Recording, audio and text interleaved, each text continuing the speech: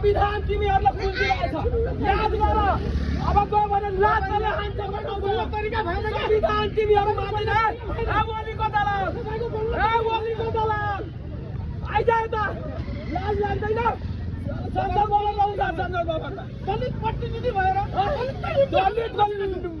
हामी भएर हामीलाई ल्याउनुपर्छ हामी संसद भवनमा बस्नुपर्छ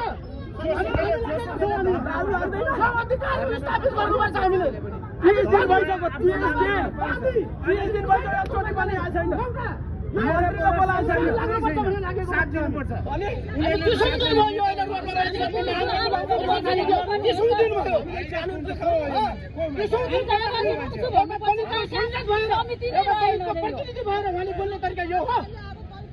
उहाँले हामीलाई समर्थन गर्ने ठाउँमा उहाँले हामीलाई विरोध गर्ने आएर उहाँको नैतिक हैसियत थियो उहाँ ओलीको कायदे हो प्रचण्डको कायदे हो शेरको कायदे हो के हो यो तरिका हामी शान्तिपूर्ण आन्दोलनमा छौँ हामीले शान्तिपूर्ण धरना गरेको 1 महिना भयो आज हामीले कहाँ उल्लुमा गर्यौँ कसको निम्ति हामीले के गर्यौँ भने